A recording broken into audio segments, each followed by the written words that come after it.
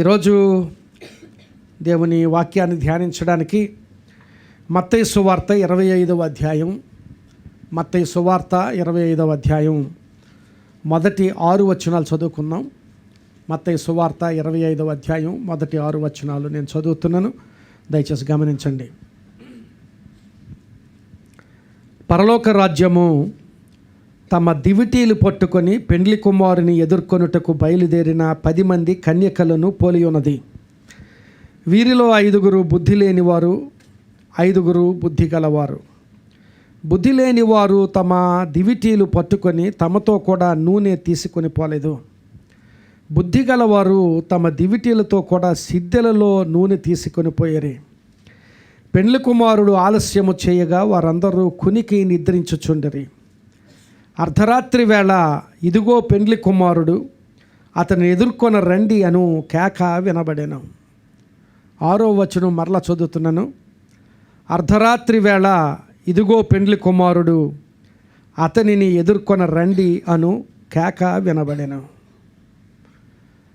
At midnight a cry was heard, behold, the bridegroom is coming, go out to meet him. At midnight a cry was heard. అర్ధరాత్రి వేళ ఒక కేక వినిపించిందట. అర్ధరాత్రి కేక వైల్డ్గా ఉంది కదా, వైల్డ్గానే వియర్డ్గానే ఉంది కదా. అర్ధరాత్రి కేక. దేవుని వాక్యంలో అక్కడక్కడ కేకలు వినిపిస్తూ ఉంటాయి. ఆ కేకలు చాలా ఆశీర్వాదకరంగా ఉంటాయి.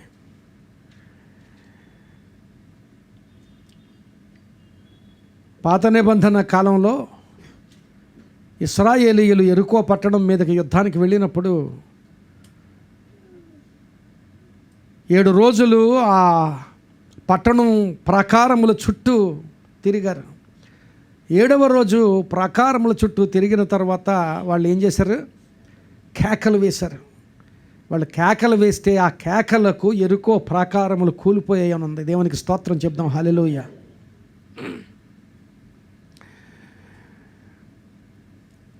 గిద్యోనును దేవుడు పిలిచాడు. దేవుడు పిలిచి ఇశ్రాయేలీయులను మిద్యానీయుల బారి నుండి నువ్వు విడిపించాలి, రక్షించాలి, కనుక నిన్ను నాయకుడిగా నియమిస్తున్నానని ఏమాత్రం కూడా సిద్ధంగా లేని గిద్యోనును దేవుడు ఏర్పాటు చేసుకున్నాడు. గిద్యోనును బలపరిచాడు. మిద్యానీయులు ఎంతమంది ఉన్నారంటే మిద్యానీయుల దండు అన్నంతమంది సైన్యం ఉన్నారు మిద్యానీయులు. కానీ గిద్యోనుకు దేవుడు చాలామంది ఉన్నప్పటికీ వాళ్ళందరినీ ఫిల్టర్ చేసి 300 మందిని మాత్రమే అప్పగించి 300 మందితో వెళ్ళి ఆ మిద్యానీయుల దండును జయించాలి అని అప్పగించాడు. ఆ మిద్యానీయుల దండు మీదికి ఆ రాత్రి వెళ్ళినప్పుడు, రాత్రి చీకటిలో ఆ మిద్యానీయుల దండు దగ్గరికి వెళ్ళిన తర్వాత ఈ 300 మంది కేకలు వేశారని ఉంది. వాళ్ళ చేతిలో దివిటీలు పట్టుకున్నారు, కొండలు పగలగొట్టారు, కేకలు వేశారు. ఆ కేకలకు మిద్యానీయుల దొండంతా కూడా అక్కడి నుంచి పారిపోయినట్లుగా దేవుని వాక్యంలో చూస్తున్నాం. కేకలకంత శక్తి ఉంటుంది. కొన్ని కేకలు అనుకూలమైన కేకలు ఉంటాయి, కొన్ని కేకలు ప్రతికూలమైన కేకలు ఉంటాయి. ఈ కేక గొడవ ఏంటో అనుకుంటున్నారా? కొన్ని సంవత్సరాల క్రితం, మేబీ ఒక 15 సంవత్సరాలు అవుతుందేమో, ఈ కేక అనేది ఈ మధ్య కేక అనేది చాలా కొత్త కాన్సెప్ట్ కదా. కేక అంటున్నారు ఏదన్నా కదా. అది నాకు తెలియదు అప్పటికే. అసలు కేక అనే ఒక అంటే కేక అంటే తెలుసు, కానీ కేకను ఒక కాన్సెప్ట్ చేశారు మన తెలుగులో అనే విషయం తెలియదు. చాలా కాలం క్రితం నేను ఇంగ్లాండ్ వెళ్ళాను. ఇంగ్లాండ్లో మా అన్నయ్య గారు బాబు ఉన్నాడు. వాడు అప్పటికి ఉద్యోగం చేస్తున్నాడు. బ్యాచిలర్, అప్పటికి వాడికి వివాహం కాలేదు. 3 స్నేహితులు ఒక ఫ్లాట్లో ఉంటున్నారు. అక్కడికి వెళ్ళాను కనుక నేను వాళ్ళతోనే ఉన్నాను. అందులో 3 స్నేహితులు ఉద్యోగాలు చేసేవారే, కానీ అందులో ఒక ఆయన కడప నుంచి, ఆయనకి ఉన్న ఉద్యోగమే పోయింది. చాలా డిప్రెషన్లో ఉండేవాడు అబ్బాయి. మిగిలిన 2 ఉద్యోగాలకు వెళ్తే ఈ అబ్బాయి ఉండేవాడు, నేను కూడా అక్కడే ఉండేవాడు. కనుక మేమిద్దరం టైం గడుపుతూ ఉండేవాళ్ళం. చాలా డిప్రెస్డ్గా ఉండి, అంటే ఉద్యోగం పోయిందని డిప్రెస్డ్గా ఉండి కొన్ని విషయాలు నాతో షేర్ చేసుకుంటూ ఉండేవాడు. నేను ఒకరోజు చాలా డిప్రెస్డ్గా ఉంటున్నాడు పిల్లోడు, చాలా కృంగిపోతున్నాడు అని ఎంకరేజ్ చేయాలని ఒకసారి కూర్చోబెట్టి వాక్యం అని బైబిల్ నుంచి అన్నట్టుగా కాకుండా వాక్యమే చెప్పాను ఆ అబ్బాయికి. వాక్యమే చెప్పి ఎంకరేజ్ చేస్తే ఒక్క పావు గంట విని విని విని చాలా ఉత్సాహం పురుకొల్పు పొందుకొని ఆ అబ్బాయి ఏమన్నాడు తెలుసా? అంకులు మీరు కేక అంకులు అన్నాడు. అదేంటి నాన్న అన్నాను. మీరు కేక అంకులు అన్నాడు. అంతే, అర్థమైంది నాకు. కేకని ఒక కాన్సెప్ట్ చేసాం ఈ దినాన్ని తెలుగులో కదా. ప్రతికూలమైన కేకలు ఉంటాయి, అనుకూలమైన కేకలు ఉంటాయి. ఇక్కడ చూడండి, ఇశ్రాయేలీయులు కేకలు వేశారు. ఆ కేకలు ఇశ్రాయేలీయుల తరపు వారికి అనుకూలం, ఎరుకో వారికి ప్రతికూలం. గిద్యోను నాయకత్వంలో అతని అనుచరులు 300 మంది సైన్యం కేకలు వేశారు. కానీ మిద్యానీయులకు ఆ కేకలు ప్రతికూలం. సిలువ వేయుడి అని కేకలు వేశారు. ఆ కేకలకు యేసు ప్రాణమే పోయింది. యేసును అనుసరించిన వారికి ఆ కేకలు ప్రతికూలం. కానీ సిలువ వేయాలి అని కోరుకున్న వారికి ఆ కేకలు అనుకూలం. అనుకూలమైన కేకలుంటాయి, ప్రతికూలమైన కేకలుంటాయి. ఇక్కడ అర్ధరాత్రి కేక అనే మాట అక్కడ గమనించాలి. Mid night cry. అక్కడక్కడ బైబిల్లో ఇలాంటి అర్ధరాత్రి కేకలు వినిపిస్తాయి. కేవలం కేకలు మాత్రమే కాదు, సైన్యం మీద కేకలు, లేకపోతే సిలువ వేయమని కేకలు మాత్రమే కాదు, అక్కడక్కడ అర్ధరాత్రి కేకలు వినిపిస్తాయి. అర్ధరాత్రి కేకలు అంటే భయం వేస్తుంది. అర్ధరాత్రి కేకలు వినిపిస్తాయి. అపోస్తుల కార్యముల గ్రంథం 16వ అధ్యాయం 25వ వచనం నుండి 28వ వచనం వరకు చదువుతున్నాను. అయితే మధ్యరాత్రి వేళ పౌలును శీలయు దేవునికి ప్రార్థించుచు కీర్తనలు పాడుచూ ఉండిరి. ఖైదీలు వినుచునుండిరి.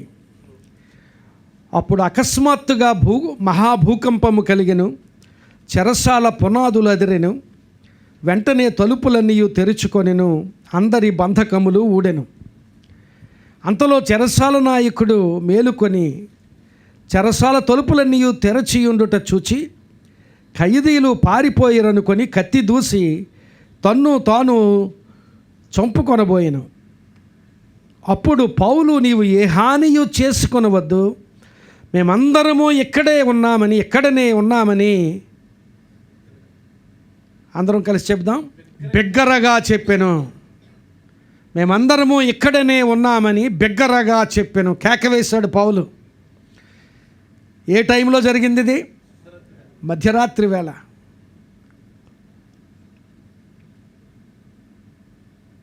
ట్రీ ఆఫ్ లైఫ్ వెర్షన్ అని ఇంగ్లీష్ వెర్షన్ ఒకటి ఉంది.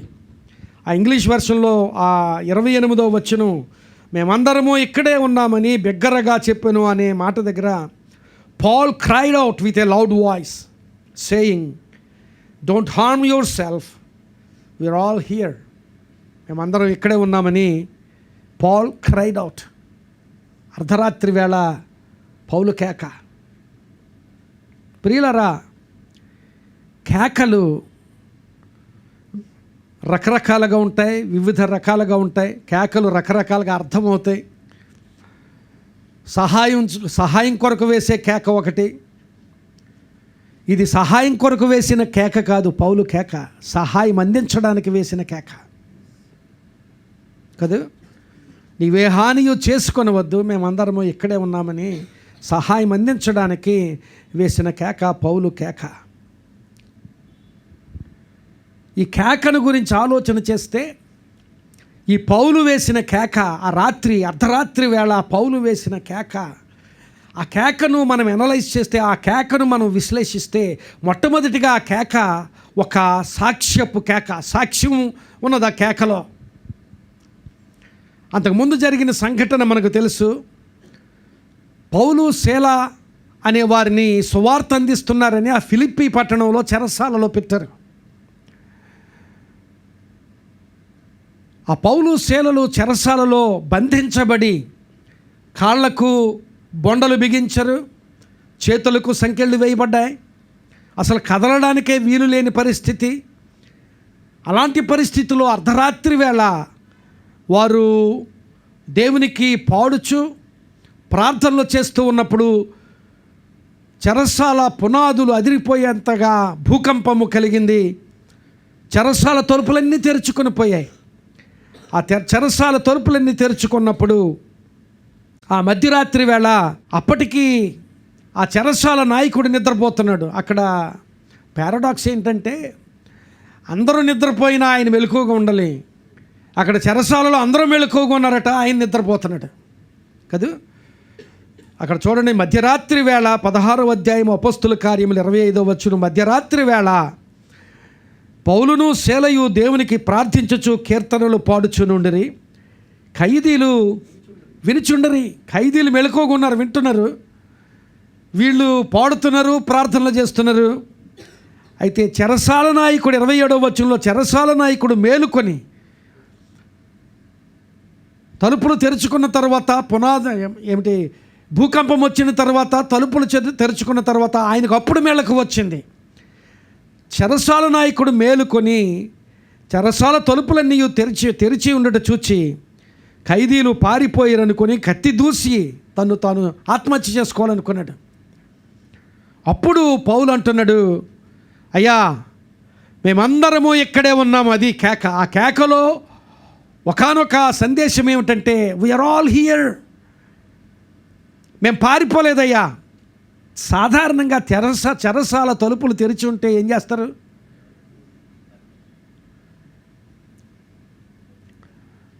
పరిగెత్తగలిగేవాడు పరిగెత్తుతాడు, లేక హుందాగా పరిగెత్తకూడదు బాగుండదు అనుకునేవాడు హుందాగా నడిచి వెళ్ళేవాడు హుందాగా నడిచి వెళ్తాడు కదా. ఎలాగ వెళ్ళినా అక్కడి నుంచి బయటికి వెళ్ళిపోవాలని ప్రయత్నం చేస్తారు. కానీ వీళ్ళు చెప్పింది ఏమిటంటే మేమందరము ఇక్కడే ఉన్నాం, మేము ఇక్కడ ఉన్నాము అనేదే గొప్ప సాక్ష్యం. ప్రియులారా గమనించాలి, ఆ కేక ఒక గొప్ప సాక్ష్యపు కేక. పౌలు జీవితం నుండి ఆ కేకలో గొప్ప సాక్ష్యం కనిపిస్తోంది. ఒక నియమం ఉంటే ఆ నియమాన్ని బట్టి మేము జీవిస్తాం. ఒక నియమం ఉంటే ఆ నియమానికి కట్టుబడి ఉంటాం. ప్రభుత్వం మమ్మల్ని ఇక్కడ ఉంచింది కనుక మేము ఇక్కడ ఉంటాం. తలుపులు వేసున్నా ఉంటాం, తలుపులు తెరిచేసినా ఉంటాం, మేము ఇక్కడ ఉంటాం. ఎందుకంటే ప్రభుత్వం ఒక నియమం పెట్టింది, మేము ఇక్కడ ఉంటాం. మనము చెరసాల తలుపులు వేసేసినా వెళ్ళిపోతాం. మనం రెడ్ లైట్ వేస్తే వెళ్ళిపోవడం లేదు ఏమండి? రెడ్ లైట్ వేసిన చోట వెళ్ళిపోవడం లేదు. మనం తలుపులు వేసేసినా వెళ్ళిపోతాం మనం. అది మన క్రైస్తవ సాక్ష్యం. అది నేను చాలాసార్లు సిగ్గుపడుతుంటాను. వెనకాలేమో యెహోవా నా కాపరి అని ఉంటుంది, రెడ్ లైట్లో వెళ్ళిపోతూ ఉంటాడు. ఇదేమి సాక్ష్యం అయ్యా నీ సాక్ష్యం?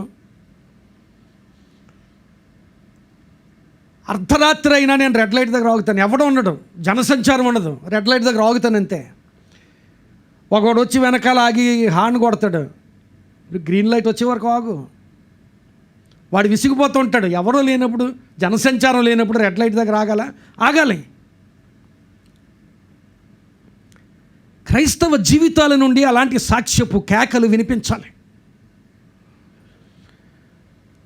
నేను 1-2 సార్లు మీకు చెప్పాను. చినవాల్టేరులో సిండికేట్ బ్యాంక్ ఉండేది. ఇప్పుడు సిండికేట్ బ్యాంక్ ఏదో బ్యాంకులో కలిపేశారు, కెనరా బ్యాంకులో కలిపారట. ఆ సిండికేట్ బ్యాంక్ ఉండేది, అక్కడ నాకు అకౌంట్ ఉండేది. నేను లైన్లో నిలబడ్డాను విత్డ్రా చేయడం కోసం. అప్పుడు క్యాష్ విత్డ్రా చేయడం కోసం నా లైన్లో నిలబడ్డాను. నేను 22,000 రూపాయలు విత్డ్రా చేయాలి. చాలామంది లైన్లో చాలాసేపు కనిపెట్టి అక్కడికి వెళ్ళాను. అక్కడికి వెళ్ళిన తర్వాత నేను చెక్ ఇస్తే ఆయన డబ్బులు ఇచ్చాడు. డబ్బులు ఇచ్చిన తర్వాత నేను లెక్క పెడుతున్నాను. వెనకాల ఇంకా చాలా పెద్ద లైన్ ఉంది. లెక్క పెడుతున్నాను. ఒకసారి లెక్క పెట్టాను, 2 సార్లు 3 సార్లు. కౌంటర్లో ఉన్న ఆయన విసిగిపోతున్నాడు, వెనకున్న వారు విసిగిపోతున్నారు. అంతసేపు ఏంటి సార్, వెళ్ళండి సార్ అన్నాడు. అంటే ఎక్కువ ఇచ్చారని కానీ లెక్క పెడుతున్నాను అంటే ఎక్కువ లేదు సార్ వెళ్ళండి అన్నాడు. లెక్క పెట్టండి అని తిరిగి ఇచ్చాను. అప్పుడు 1000 రూపాయల నోట్స్ ఉండేవి కదా, 1000 రూపాయల కాగితాలు ఉండేవి. ఆయన అంతవరకు 500 రూపాయలు నాకు లెక్క పెట్టాడు. ఇప్పుడు 500 రూపాయలు అంతకుముందు లెక్కపెట్టి అంతకుముందు కస్టమర్కి 500 రూపాయలు లెక్కపెట్టి ఇచ్చాడు. నాకు 1000 రూపాయలు లెక్కపెట్టి 500 లాగే లెక్కపెట్టి రెట్టింపు ఇచ్చాడు. నాకు 22,000 రూపాయలు ఇవ్వాల్సి వస్తే 44,000 రూపాయలు ఇచ్చాడు. అయ్యా ఎక్కువ ఇచ్చారని వెనక్కిస్తే అప్పుడు విసిగిపోయినాడు. లేచి నిలబడి నమస్కారం పెట్టి ఒక మాట అన్నాడు. ఎందుకు అన్నాడో తెలియదు కానీ, మీరు క్రిస్టియన్సా సార్ అన్నాడు. అవును సార్ అన్నాను. ఏం అలా అడిగారంటే, మీరే చేయగలరు సార్ ఈ పని అన్నాడు. దేవునికి స్తోత్రం, హల్లెలూయా. ఇప్పుడు నేను చేశానని చెప్పడం కాదు, క్రైస్తవులకు అటువంటి సాక్ష్యం ఉంది. కానీ ఆ సాక్ష్యాన్ని మనం నిలవబెడుతున్నామా, ఆ సాక్ష్యాన్ని గంగలోకి వెళ్ళిపేస్తున్నామా అనేది మనం ఆలోచన చేయాలి.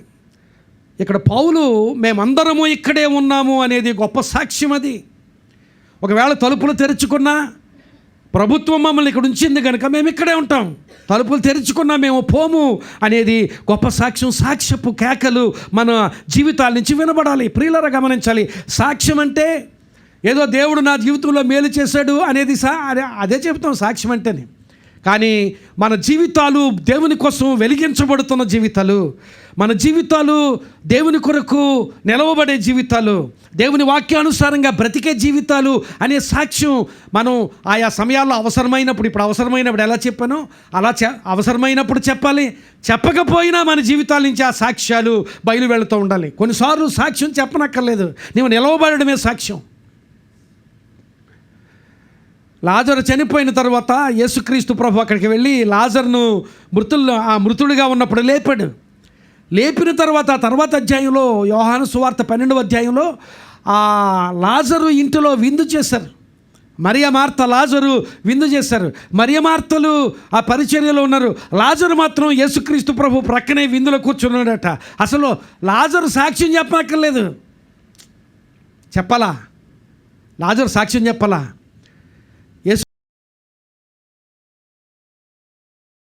చనిపోయిన స్థితి నుంచి లేపానని ఆయన చెప్పనక్కర్లేదు, నేను చనిపోయిన వాడిని లేచానని ఆయన చెప్పనక్కర్లేదు, లాజరు సాక్ష్యం చెప్పనక్కర్లేదు.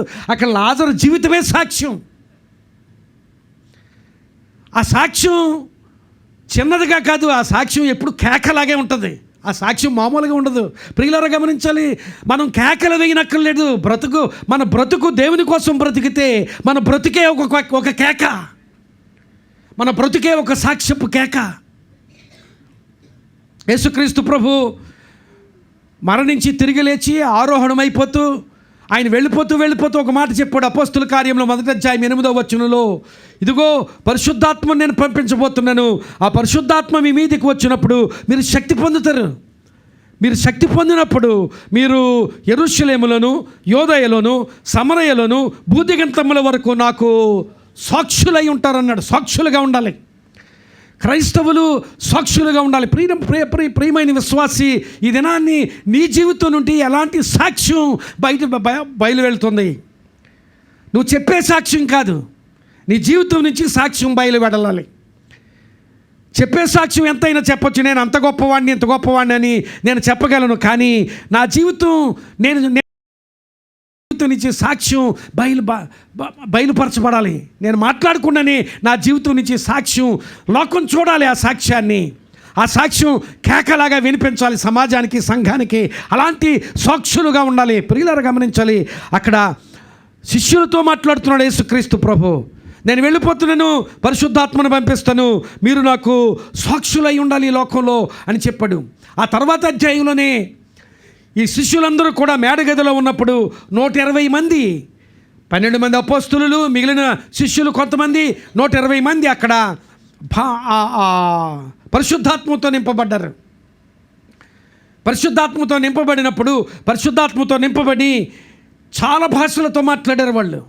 ఆ భాషలు మనుష్యులు అర్థం చేసుకున్న భాషలు. ఆ సమయంలో అపోస్తుల కార్యంలో 2వ అధ్యాయంలో వారు మాట్లాడిన మాటలు వివిధ దేశాల నుంచి ఆ యెరూషలేము పట్టణంలో పండగ ఆచరించడానికి వచ్చిన వాళ్ళు అర్థం చేసుకున్నారు. అరబ్బీయులు వచ్చారు, క్రేతీయులు వచ్చారు, ఇంకా ఎక్కడెక్కడి నుంచో వచ్చారు. వాళ్ళ భాషలే వాళ్ళు అర్థం చేసుకోగలిగే భాషలు మాట్లాడారు. ప్రియులారా గమనించాలి, మాట్లాడిన వాడికి ఆ భాష తెలియదు, కానీ వినేవాడికి ఆ భాష అర్థమవుతుంది. అది గొప్ప విషయం. నాకు తెలియదు ఆ భాష, కానీ అరబ్ భాష మాట్లాడుతున్నాను. కానీ అక్కడ ఒక అరబ్బీయుడు ఉన్నాడు, అరబ్బీయుడు నా భాష మాట్లాడుతున్నాడు ఈయనని చెప్పాడు. నేను క్రేతీయుల భాష మాట్లాడుతున్నాను, ఇంకొక ఆయన ఇదిగో నేను ఆ దేశం నుంచి వచ్చాను, మా భాష ఆయన మాట్లాడుతున్నాడు అని చెబుతున్నాడు. అలాంటి వింతైన సంగతి జరిగింది. కొంతమంది అయితే ఏ భాష అర్థం కాని వాళ్ళు అనుకున్నారు, ఏమన్నారంటే వీళ్ళు మద్యముతో మత్తులయ్యి ఏదో మాట్లాడుతున్నారన్నారు. అందుకని పేతురు లేచాడు. పేతురు లేచి అక్కడ పేతురు లేచి మాట్లాడినప్పుడు అక్కడ ఒక మాట ఉంటుంది. 2వ అధ్యాయము 14వ వచనం, అపోస్తుల కార్యములు 2వ అధ్యాయము 14వ వచనంలో పేతురు ఆ 11 కూడా లేచి, ఆ 11 మందితో పేతురు కూడా లేచి బిగ్గరగా వారితో ఇట్లా నేను కేక వేస్తున్నాడు. పేతురు బిగ్గరగా ఇట్లా నేను ఆ మాటలు గమనించాలి.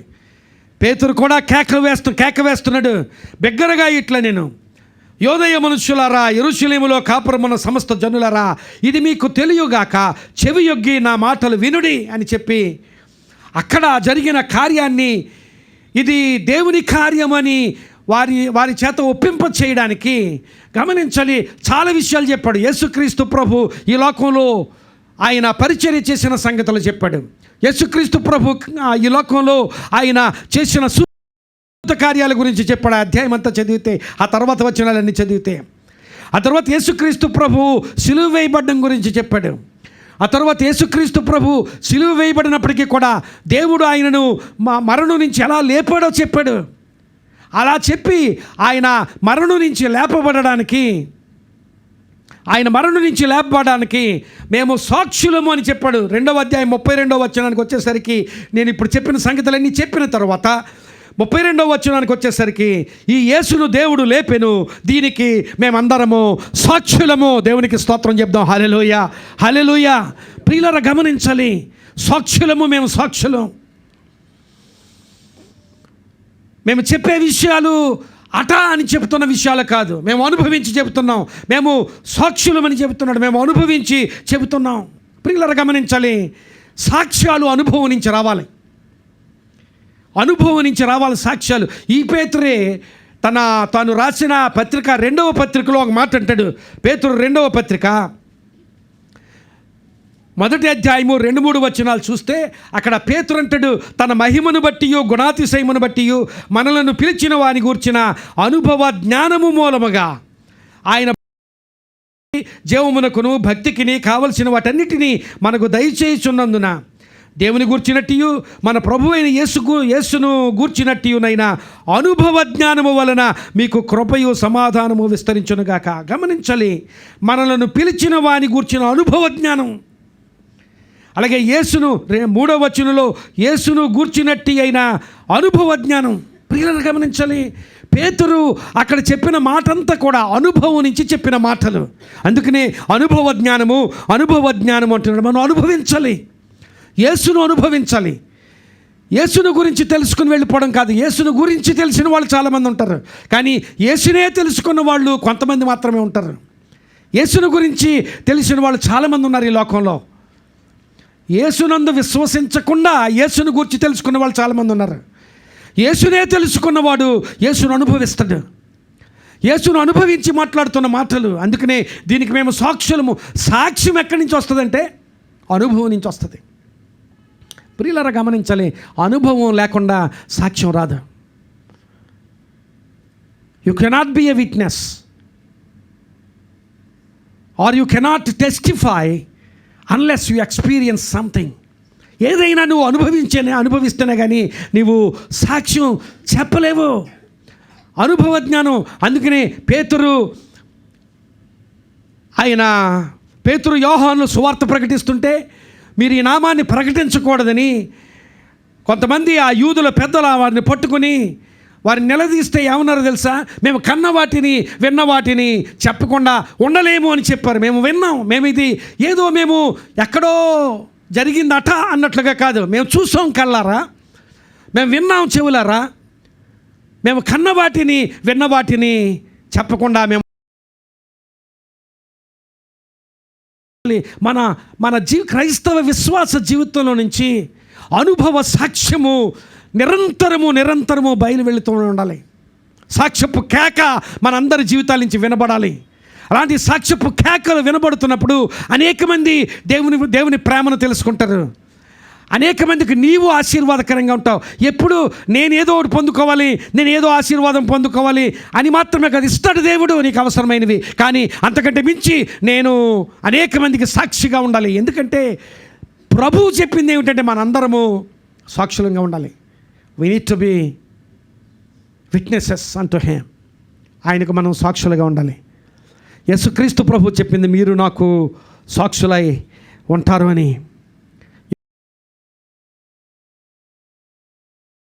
అన్నాడు.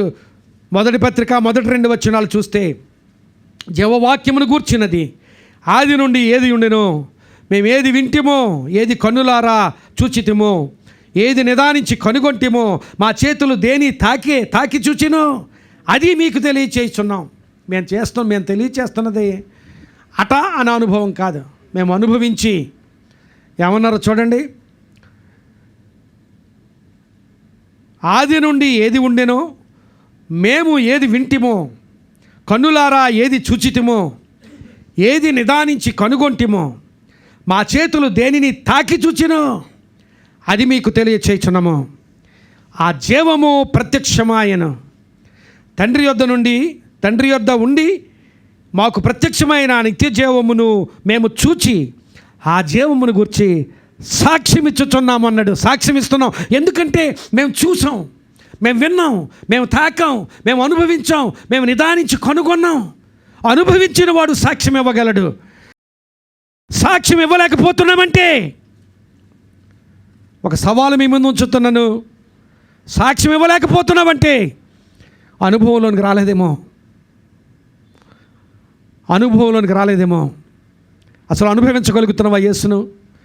లేక ఏదో ప్రార్థన చేసుకుంటాను, ఏదో ఇచ్చేస్తాడు, నేను బ్రతికేస్తాను, అదే క్రైస్తవ జీవితం అనుకుంటున్నావా? లేక ఎప్పుడైనా నీ జీవితం సాక్ష్యంగా ఉందా లేదా అని పరిశీలన చేసుకున్నావా? సాక్ష్యపు కేకలు మన జీవితాల నుంచి వినబడాలి. కేకలు వేయనక్కర్లేదు. నువ్వు అసలు అలాంటి యేసును అనుభవిస్తూ ఉంటే, నువ్వు కూర్చుంటే చాలు, నీ జీవితం నుంచి సాక్ష్యం వినిపిస్తుంది. నువ్వు కనిపించనక్కర్లేదు, నిన్ను జ్ఞాపకం చేసుకుంటే నీ జీవితం నుంచి సాక్ష్యపు కేకలు వినబడతాయి. నువ్వు కనిపించనక్కర్లేదు, నిన్ను ఒకసారి జ్ఞాపకం చేసుకుంటే చాలు, నీ జీవితం నుంచి సాక్ష్యపు కేకలు ఆ జ్ఞాపకం చేసుకున్న వ్యక్తికి వినబడాలి. అలా వినబడాలి అంటే నీవు యేసును అనుభవించాలి. అనుభవించిన వారు చెప్తున్నారు, మేము చెప్పకుండా ఉండలేము. వాటిని అంటే కళ్ళారా చూసిన వాటిని, చెవులారా విన్న వాటిని చెప్పకుండా ఉండలేము. ఎందుకంటే సాక్ష్యం, ప్రియులారా గమనించాలి, నిజంగా సాక్ష్యం ఉంటే సాక్ష్యం నిలవనివ్వదు. సాక్ష్యం చెప్పకుండా ఉండలేము. నిజంగా సాక్ష్యం ఉంటే, నిజంగా అనుభవం ఉంటే, నిజంగా సాక్ష్యం ఉంటే నువ్వు చెప్పకుండా ఉండలేవు. చెప్పలేకపోతున్నావేంటే సాక్ష్యమే ఉందో లేదో ప్రశ్నించుకోనివ్వు. నువ్వు సాక్ష్యం ఉంటే సిగ్గుపడు, సాక్ష్యం ఉంటే వెనకడుగు వెయ్యు. అసలు సాక్ష్యమే ఉంటే సాక్ష్యం నిన్ను నిలవనివ్వదు. సాక్ష్యం నిన్ను నిలవనివ్వదు. సాక్ష్యపు కేకలు నీ జీవితం నుంచి వినబడతాయి. కొన్నిసార్లు అవసరం ఉండి సాక్ష్యం చెబుతాం. సాక్ష్యం చెప్పవలసిన అవసరం ఉంటుంది, సాక్ష్యం చెబుతాం. అక్కడ పౌలు సాక్ష్యం చెప్పవలసిన అవసరం, ఆత్మహత్య చేసుకోబోతున్నాడు, కత్తి దూచి తాను చంపుకోబోతున్నాడు. అతడు ఆ చెరసాల నాయకుడు తాను చంపుకోబోతున్నప్పుడు మేమందరం ఇక్కడే ఉన్నాం అని చెప్పడంలో అవసరం ఉంది. సాక్ష్యం చెప్పవలసిన అవసరం ఉంది. కొన్నిసార్లు సాక్ష్యం చెప్పవలసిన అవసరం ఉంటుంది, కొన్నిసార్లు అవసరం ఉండదు, అవకాశం వస్తుంది సాక్ష్యం చెప్పడానికి. సాక్ష్యం చెప్పే అవసరం ఉన్నప్పుడు సాక్ష్యం చెప్పాలి. సాక్ష్యం చెప్పవలసిన చెప్పే అవకాశం దొరికినప్పుడు కూడా అవకాశాలు చాలా వస్తాయి ప్రియులారా, కానీ మనం అవకాశాలను సద్వినియోగపరుచుకోం. సాక్ష్యం చెప్పేవారు చెప్పండి అని 10 సార్లు చెప్పాలి, చెప్తేనే కానీ ఒక్కడు కదలరు. ఈ మాటలు చాలా భారంతో చెప్తున్నాను ప్రియులారా, గమనించండి.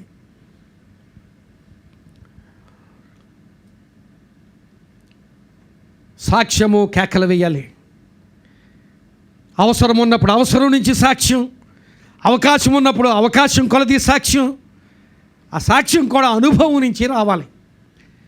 ఇంకొక మాట, చాలా విచారకరమైన సంగతి ఏమిటంటే, క్రైస్తవ సంఘంలో, మన మధ్య కాదు, ఎక్కడ, నేను ఏదో ఒక చోట అని చెప్పడం లేదు, క్రైస్తవ సంఘంలో సాక్ష్యాన్ని క్రియేట్ చేస్తున్నారు ఈ దినాల్లో. మీరు అర్థం చేసుకుంటున్నారు లేదు ఈ మాటని? సాక్ష్యం అనుభవం నుంచి రావాలి అనేది ఒక విషయం అయితే, మనం అనుభవిస్తే సాక్ష్యం ఆటోమేటిక్గా వస్తుంది. కానీ సాక్ష్యం క్రియేట్ చేస్తున్నారు. సాక్ష్యం చెప్పాలి కనుక ముందు చేసి సాక్ష్యం చెప్పడం, అది చాలా అసహ్యమైన, అది ఇంకంతకంటే అసహ్యం ఇంకొకటి లేదండి. సాక్ష్యం చెప్పడం కోసం ఒక పని చేస్తాను నేను, అర్థమవుతుందా? సాక్ష్యం కోసమే నువ్వు పని చేసి సాక్ష్యాన్ని క్రియేట్ చేస్తే అంతకంటే దౌర్భాగ్యం మరొకటి లేదు. అలాంటి కార్యాలు జరుగుతున్నాయి, విచారకరమైన సంగతి. అందుకనే నేను ఏమంటున్నానంటే, అనుభవం నుంచి రావాలి సాక్ష్యం. సృష్టించొద్దు సాక్ష్యాలు. మనం ఎవరూ అలా చేయటం లేదు, అలా మనం చేస్తున్నామని అనడం లేదు. కానీ క్రైస్తవ సంఘంలో అలాంటి సంఘటనలు జరుగుతున్నాయి. సాక్ష్యాలు సృష్టిస్తున్నారు ఈ దినాల్ని. సాక్ష్యం కోసమే ఏదో చేస్తాం, అదే కానీ నేను చెయ్యాలి, దేవుని కోసం నేను కార్యం చేయాలి అని కాదు. సాక్ష్యం చెప్పడం కోసం నేను ఒక పని చేసి సాక్ష్యం క్రియేట్ చేసుకుని తర్వాత సాక్ష్యం చెప్పడం కోసం ఒక పని చేస్తాను. ప్రియులారా, అంతకంటే దౌర్భాగ్యం మరొకటి ఉండదు. అనుభవించి సాక్ష్యాలు చెప్పండి. అనుభవం నుంచి సాక్ష్యం రావాలి. కొన్నిసార్లు సాక్ష్యాలు వ్యక్తిగతంగా చెబుతాం. ఇలాగూ కూడికల్లోనే చెప్పనక్కర్లేదు, వ్యక్తిగతంగా ఆయన కలుసుకున్నప్పుడు, మామూలుగా సంభాషణ చేస్తున్నప్పుడు సాక్ష్యం చెప్పడానికి వేదిక అక్కర్లేదు, సాక్ష్యం చెప్పడానికి సమయం అక్కర్లేదు. సాక్ష్యం చెప్పడానికి నిజంగా సాక్ష్యం చెప్పాలనే తపన నీలో ఉంటే ఆ సాక్ష్యం చెప్పకుండా ఉండలేవు. ఎవరొకరితో చెబుతూనే ఉంటావు. నీ ఇరుగు పొరుగు వారితో సాక్ష్యం చెప్పచ్చు. ప్రియులారా, సంఘాల్లో చెప్పే సాక్ష్యం చాలా పరిమితంగా ఉంటుంది. కానీ బయట మనం స్నేహితులతో పనిచేస్తున్న చోట చాలా సమయం ఉంటుంది, అక్కడ సాక్ష్యం చెప్పచ్చు. ఆ సాక్ష్యం మరి అయ్యగారికి అమ్మగారికి వందనాలని చెప్పనక్కర్లేదు, అలాగే చెప్పే సాక్ష్యం కాదు. మామూలుగా నీ జీవితంలో ఏం జరిగిందో సంభాషణ, ఫ్రెండ్లీ టాక్. చాలా సంఘాలు అలా నాటబడ్డాయి. అంతియోకయ అనే ఊరికి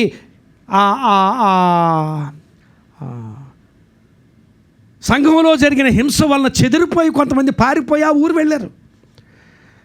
పారిపోయి వెళ్ళిన క్రైస్తవులు అక్కడికి వెళ్ళిన తర్వాత ఎవరితో మాట్లాడినా వారు సాక్ష్యం చెప్పారు. ఆ సాక్ష్యం చెప్పడాన్ని బట్టి అంత్యోకయలో ఒక బలమైన సంఘం ఏర్పడింది. ఆ సాక్ష్యం విన్న ఆ పట్టణస్థులు యేసుక్రీస్తు ప్రభువుని నమ్ముకున్నారు. ఆ పట్టణంలో ఒక గొప్ప సంఘం, అంత్యోకయ సంఘం అంటే ఇప్పటికీ కూడా ఒక మాదిరికరమైన సంఘమే. అలాంటి సంఘం ఏర్పడడానికి కారణం ఎవరంటే సాక్ష్యం చెప్పిన వారు. సాక్ష్యాలే, సువార్థికులు కాదు, అపోస్తులు కాదు, ప్రవక్తలు కాదు, కానీ చెదరిపోయి వెళ్ళిన విశ్వాసులు సాక్ష్యం చెబితే ఆ సాక్ష్యాల ద్వారా సంఘాలు ఏర్పడ్డాయి. ఇదినాన్ని నీ జీవితం నుంచి అలాంటి సాక్ష్యం ఎప్పుడైనా వెలువడిందా? లేక ఏదో వస్తున్నాను వెళ్తున్నాను అనే జీవితమైన వ్యక్తిగతంగా చెప్పే సాక్ష్యాలు, కూడికలలో చెప్పే సాక్ష్యాలు కదా. కూడికల్లో కూడా సాక్ష్యాలు చెప్పాలి.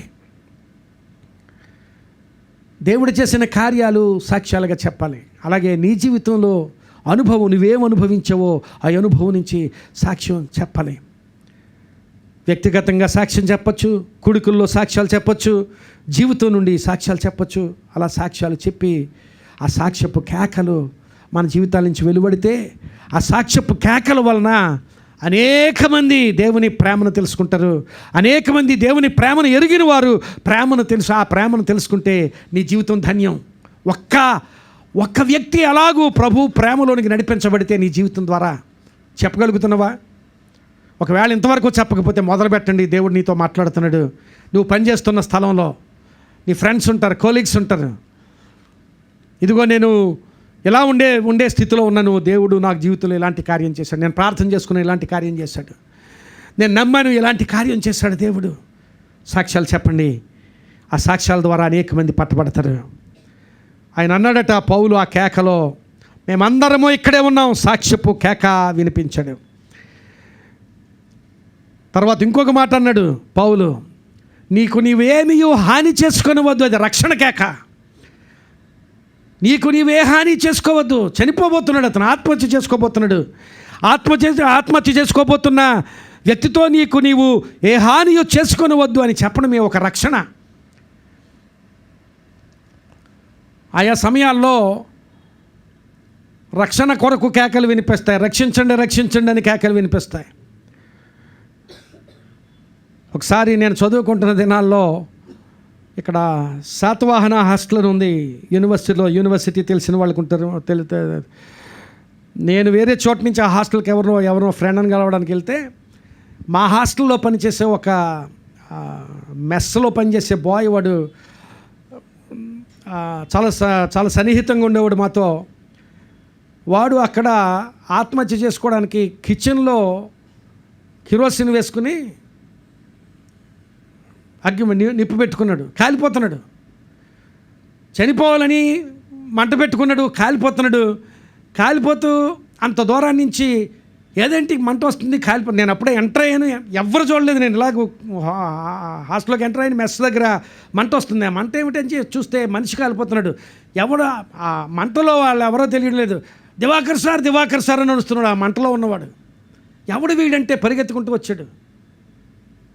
వాడిని ఏయో గోనిపట్లు కప్పి తర్వాత పక్క రూమ్లో దుప్పట్లు అవి తెచ్చి కప్పి ఆరిపోయామనుకోండి, అది వేరే విషయం. అక్కడ రక్షణ అవసరమైన వాడు పెట్టే కేకలు, ఇక్కడ రక్షించడానికి పెట్టిన కేక ఇది. రక్షణ అవసరమైన వాడు పెట్టిన కేక కాదు. నీవే హాని చేసుకొనవద్దు అని రక్షించడానికి వేసిన కేక రక్షణ కేక. మనం మత్తయి సువార్త 21వ అధ్యాయంలో యేసుక్రీస్తు ప్రభు జయప్రవేశం చేసినప్పుడు, యెరూషలేము పట్టణ జయప్రవేశం చేసినప్పుడు హోసన్నా పాటలు పాడారు. దావీదు కుమారునికి జయము, దావీదు కుమారునికి జయము, హోసన్నా అనే పాటలు పాడారు. గమనించాలి, ఆ హోసన్నా అనే పాట వెనుక అర్థం ఏమిటంటే, ఒకప్పుడు పూర్వకాలంలో పాత నిబంధన కాలంలో ప్రభువా మమ్మల్ని రక్షించుము అనే ప్రార్థన. అది 118వ కీర్తన 25వ వచనంలో ఉంటుంది. రక్షణ కొరకు ఆ ప్రజలు చేసిన ఆర్తనాదం అది. దేవా మమ్మల్ని రక్షించుము అని 118వ కీర్తన 25వ వచనంలో ఆ మాటలు ఉంటాయి. దేవా మమ్మల్ని రక్షించుమని ఆ ప్రజలు చేసిన ప్రార్థన. 118వ కీర్తన 25వ వచనంలో యెహోవా దయచేసి నన్ను రక్షించుము, యెహోవా దయచేసి అభివృద్ధి కలిగించుము అనే ప్రార్థన. అది నేను ట్రీ ఆఫ్ లైఫ్ వెర్షన్లో చదువుతున్నాను. Hoshana please Adonai save now we beseech you Adonai prosperous. గమనించారా, అక్కడ హోషన్నా అనే మాట ఉంది. ఆ హోసన్నే అనే మాటకు అర్థం ఏమిటంటే దేవా మమ్మల్ని రక్షించుమని. ఒకప్పుడు ఆర్తనాదం అది. తర్వాత క్రొత్త నిబంధన కాలానికి వచ్చేసరికి అది జయనినాదం అయిపోయింది. ఒకప్పుడే ఆర్తనాదం, దేవుని రక్షణ కొరకు ప్రజలు చేసిన ఆర్తనాదం. మత్తయి సువార్తకు వచ్చేసరికి అది జయనినాదం అయిపోయింది. యేసుక్రీస్తు ప్రభువుకు హోసన్నా హోసన్నా అని జయనినాదంగా జయకీర్తనలు పాడుతున్నారు వాళ్ళు. గమనించాలి, కేకలు వేస్తున్నారు. ప్రియులరా, రక్షించడానికి వేసే కేక ఒకటి, రక్షణ కొరకు వేసే కేక ఒకటి. మత్తయి సువార్త 15వ అధ్యాయంలో కనాను స్త్రీ, ఒక స్త్రీ యేసుక్రీస్తు ప్రభు దగ్గరికి వచ్చింది. యేసుక్రీస్తు ప్రభు శిష్యులు వాళ్ళు ఉన్న చోటుకు వచ్చి, దావీదు కుమారుడా నన్ను కరుణించుము, దావీదు కుమారుడా నన్ను కరుణించుము, నా కుమార్తె దయ్యము పట్టి బాధపడుచున్నది అని ఆ స్త్రీ కేకలు వేస్తుంది. 15వ అధ్యాయము 22వ వచనం అనుకుంటాను. అక్కడ దావీదు కుమారుడా నన్ను కరుణించుము, దావీదు కుమారుడా నన్ను కరుణించుమని ఆమె కేకలు వేస్తుంది. సహాయం చేయమని కేకలు వేస్తుంది. కనాను స్త్రీ కేకలు వేస్తుంది. అది ఆమె సహాయం కొరకు వేసిన కేక. మరొక చోట బర్తిమయి అనే గుడ్డివాడు, మార్కు సువార్త 10వ అధ్యాయంలో కనపడతాడు. బర్తిమయి అనే గుడ్డివాడు ఎరుకో పట్టణంలో ఉన్నాడు. త్రోవ ప్రక్కన కూర్చుని ఆ గుడ్డివాడు భిక్షం అడుక్కుంటున్నాడు. అలాంటి సమయంలో యేసుక్రీస్తు ప్రభు, ఆయన శిష్యులు, ఆయన అనుచరులు ఆ మార్గం గుండా నడిచి వెళ్ళిపోతున్నారు. ఆ చప్పుడు విని ఏం జరుగుతుంది అని అడిగాడు ఆ గుడ్డివాడు. యేసు వెళ్ళిపోతున్నాడంటే వెంటనే దావీదు కుమారుడా నన్ను కరుణించుము, దావీదు కుమారుడా నన్ను కరుణించుమని కేకలు వేయడం మొదలుపెట్టాడు. గమనించాలి, ఈ రెండు చోట్ల ప్రభు పట్టించుకోకుండా వెళ్తున్నాడు. అవునా? కనాను స్త్రీ దావీదు కుమారుడా నన్ను కరుణించుము, దావీదు కుమారుడా నన్ను కరుణించమని కేకలు వేస్తుంది. ఆ స్త్రీ ఆ మాటలో ఉన్నాయి, కేకలు వేస్తున్నదని. ఈ బర్తిమయి అనే గుడ్డివాడు కూడా కేకలు వేస్తుంటే ఊరుకోమ్మని అక్కడ ఉన్న వారందరూ గద్దిస్తే ఇంకా ఎక్కువ కేకలు వేశాడట. ప్రియులారా గమనించాలి. కేకలు వేయడం ఎప్పుడు వేయగలమా? సహాయం కొరకు కేకలు ఎప్పుడు వేస్తామంటే, సహాయం చేసేవాడు దగ్గరలో ఉన్నాడంటే అనుకుంటేనే కేకలు వేస్తాం, లేకపోతే కేకలు. ఎవరైనా దూరంగా ఏదైనా అవసరతలో ఉన్నప్పుడు, సపోజ్ మునిగిపోతున్నాం, ఎవరైనా మనిషి కనపడితే అరుస్తాం, రక్షించండి రక్షించండి అని. ఆ రోజు వాడు కాలిపోతూ అరుచుకుంటూ వచ్చాడు. ఎందుకంటే ఎదురుగా నేను కనపడ్డాను కనుక. కనపడకపోతే ఏమై ఉండేదో తెలియదు. సహాయం కొరకు కేకలు వేసేవాడు, సహాయం చేసేవాడు ఆ చుట్టుపక్కల ఉన్నప్పుడు, వారి వెసినిటీలో ఆ పరిధిలో ఉన్నప్పుడు కేకలు వేస్తాడు. ఒక కుటుంబంలో చిన్న పిల్లలట, 2 పిల్లలు, 8 సంవత్సరాలు 6 సంవత్సరాల పిల్లలు, మగపిల్లలు 2. సెలవులకి నాన్నమ్మ తాతయ్యల దగ్గరికి వెళ్ళారట. ఆ నాన్నమ్మ తాతయ్య దగ్గరికి వెళ్తే ఆ నాయనమ్మ వాళ్ళు రాత్రి పడుకునేటప్పుడు, అరే మీరు ఇంటి దగ్గర ఉన్నప్పుడు ప్రార్థన చేసుకుంటున్నారా అసలని? ప్రార్థన నేర్పిస్తున్నారా లేదా మీ నాన్న అమ్మ? ప్రార్థన చేయగలరా అంటే, ప్రతిరోజు చేసుకుంటాం నాన్నమ్మ అని చెప్పారట వాళ్ళు. అయితే ఈరోజు కూడా మీరు ఇక్కడ ఉన్న రోజుల్లో కూడా ప్రతిరోజు ప్రార్థన చేసుకోవాలి, రాత్రి ప్రార్థన చేసుకోండి, పడుకోబోతున్నారు కూడా ప్రార్థన చేసుకోండి అని చెప్పి వాళ్ళ నాయనమ్మ ప్రక్క రూమ్కి వెళ్ళిందట. అందులో చిన్నాడు ప్రార్థన చేస్తున్నాడట. దేవా, నేను సైకిల్ కోసం ఎంతో కాలం నుంచి ప్రార్థన చేస్తున్నాను, సైకిల్ దయచే ప్రభు అని ప్రార్థన చేస్తున్నాడు. నేను ఆ వీడియో గేమ్స్ కోసం ప్రార్థన చేస్తున్నాను, దయచే ప్రభు అని గట్టిగా అరిసి ప్రార్థన కేకలేస్తున్నాడట.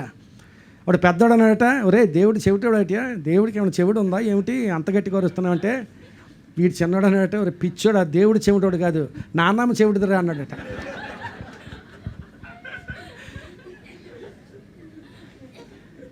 ఈ కేకలు ఎవరి కోసం? నాన్నమ్మ కోసం. వినేవాళ్ళు ఉన్నారని వీడికి తెలుసు, వినేవాడికి వినిపించేటట్టుగా కేక వేయాలి కదా. అందుకనే దావీదు కుమారుడా నన్ను కరుణించము, దావీదు కుమారుడా నన్ను కరుణించమని కేకలు వేస్తున్నారు. ఎందుకంటే వినేవాడు ఉన్నాడు, ఆయన వింటాడని తెలుసు.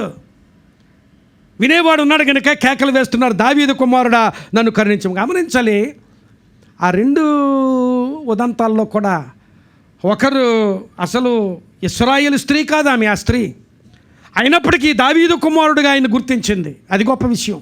దావీదు కుమారుడిగా ఇశ్రాయేలీయులు యూదులే గుర్తించలేదు, కానీ ఆమె గుర్తించింది. దావీదు కుమారుడిగా నన్ను కరుణించము, దావీదు కుమారుడు నన్ను కరుణించమని కేకలు వేస్తుంటే యేసుక్రీస్తు ప్రభు ఆ కేకలు వినడు, వారి ప్రార్థనను మన్నించడు, వారికి సహాయం చేశాడు. ఒక ఆయన అర్ధరాత్రి కాకపోతే రాత్రి వేళ యేసుక్రీస్తు ప్రభు దగ్గరికి వచ్చాడట. ఎవరైనా నికోదేము యేసుక్రీస్తు ప్రభు దగ్గరికి వచ్చి అన్నాడట, యోహాను సువార్త 3వ అధ్యాయం 1-2 వచనాల్లో, అయ్యా నీవు దేవుని దగ్గర నుంచి వచ్చిన బోధకుడు అని మేము ఎరుగుదుము అన్నాడట. గమనించాలి, ఈ రాత్రి వేళ గమనించాలి, కొంతమంది సహాయం కొరకు వేసే కేకలు బిగ్గరగా ఉంటాయి. ఈ కనాను స్త్రీ ఎలా కేకలు వేసిందో అలాగే ఆ భర్తిమయ్య అని ఆయన ఎలా కేకలు వేసాడో గట్టిగా వినిపిస్తాయి. కొంతమంది కేకలు రహస్యంగా వేస్తారు. ఇది రహస్య కేక. ఇది ఎవరు? నికోదేము మామూలుగా రాలేదండి. మామూలుగా అతను గమనించండి, యూదుడు. మొట్టమొదటిగా యూదులు యేసుక్రీస్తు ప్రభువుని అంగీకరించేవారు కాదు, యూదులకు అధికారి. ఆయన యేసుక్రీస్తు ప్రభు దగ్గరికి వస్తే ఉద్యోగం పోతుంది. అందులోనూ పరిసయ్యుడు అంటే యూద మతాన్ని బోధించేవాడు కనుక ఆయన ఎవరైనా రావచ్చు, కానీ ఆయన అసలు రావడానికి అవకాశం లేదు. వాటన్నిటినీ ఛేదించుకొని ఇప్పుడు వస్తున్నాడు యేసుక్రీస్తు ప్రభు దగ్గరికి. నేను ఆ నికోదేములో ఒక రహస్యమైన కేకను వినగలుగుతున్నాను. మీరు వింటున్నారో లేదో నాకు తెలియదు, కానీ I'm able to hear a big cry. He was crying out to the Lord. అసలు ఏం మాట్లాడనక్కర్లేదు, ప్రభు దగ్గరికి రావడమే పెద్ద కేక. ఆ నికోదేము ప్రభు దగ్గరికి రావడమే పెద్ద కేక. ప్రియులారా గమనించాలి, అలాంటి కేకలు, సహాయం కొరకు వేసే కేకలు, సహాయం అందించడానికి వేసే కేకలు. ఇవే హాని చేసుకొని వద్దు, మేమందరం ఇక్కడే ఉన్నాము అంటే అప్పుడు దీపం తెమ్మన్నాడట. దీపం పట్టుకొని దుముక్కుంటూ వచ్చాడట. ఆ దుమికి వచ్చి ఆ గదిలోనికి వచ్చి అందరినీ చూసి ఆ పేతురు దగ్గరికి, క్షమించాలి, పౌలు దగ్గరికి, శీల దగ్గరికి వచ్చి ఆయన కేకేసాడు. ఏమన్నా తెలుసా? అయ్యలారా, రక్షణ పొందడానికి నేనేం చేయాలి? అయ్యలారా, రక్షణ పొందడానికి నేనేం చేయాలి? అసలు రక్షణ పొందమని చెప్పింది ఎవరు? ఇతన్ని రక్షణ పొందమని బోధించారా? ఏమైనా బోధించారా? ఏమీ బోధించలేదు. కానీ సాక్ష్యం అతని జీవితాన్ని మార్చింది. ఏ సాక్ష్యం? మేమందరం ఇక్కడే ఉన్నామని సాక్ష్యం. నీవే హాని చేసుకుని వద్దు, మేమందరం ఇక్కడే ఉన్నాము అని సాక్ష్యమే పెద్ద సువార్త. కొన్నిసార్లు సువార్త చెప్పనక్కర్లేదండి, మన సాక్ష్యమే సువార్త అవుతుంది. నీ జీవితమే సువార్త అవుతుంది. పౌలు సాక్ష్యమే సువార్త. చెరసాల నాయకుని ఆక్రందన అక్కడ వినబడుతుంది. ఏమని? అయ్యలారా, రక్షణ పొందడానికి నేనేమి చేయాలి? కొన్నిసార్లు కేకలు వినబడతాయి, కొన్నిసార్లు కేకలు వినబడవు. పరిస్థితుల నుంచి కేకలు వినగలగాలి మనం. నెహెమ్యా బబులోను చెరలో ఉండి, రాజుగారి కోటలో ఉండి, రాజుగారికి గిన్నెని అందించేవాడట. రోజుకి ఎన్నిసార్లు అయినా రాజుగారి దగ్గరికి వెళ్ళగలడు. రాజు భార్య అయినా వెళ్ళలేదేమో, కానీ ఆయన ఎన్నిసార్లు అయినా రాజు దగ్గరికి వెళ్ళగలడు. రాజు నీళ్లు తాగాలంటే నెహెమ్యా వెళ్ళాలి. రాజు ద్రాక్షరసం తాగాలంటే నెహెమ్యా వెళ్ళాలి. రాజు ఏదైనా తినాలి అంటే నెహెమ్యా వెళ్ళాలి. నెహెమ్యా వెళ్ళకుండా రాజుకు పూట గడవదు. అలాంటి గురుతరమైన స్థితిలో నెహెమ్యా ఉన్నాడు. ఆ ఉండి అసలు యెరూషలేము పట్టణం, మా పట్టణం ఎలా ఉంది అని కనుక్కుంటే ఆ పట్టణం శిథిలాల్లో ఉంది. అక్కడ పట్టణాన్ని ఈ బబులోను రాజులు కూల్చివేశారు. ప్రాకారములు కూల్చబడి ఉన్నాయి. చాలా శిథిలాల్లో ఆ పట్టణం ఉందని ఆ వచ్చిన వారు ఆ నెహెమ్యాకు చెప్పారు. ప్రియులారా, గమనించాలి, నెహెమ్యా ఆ పట్టణ పరిస్థితి విని పురికొల్పు పొందాడు. ఆ పట్టణం కోసం నేను ఏమైనా చేయాలి. నిజానికి ఆ పట్టణ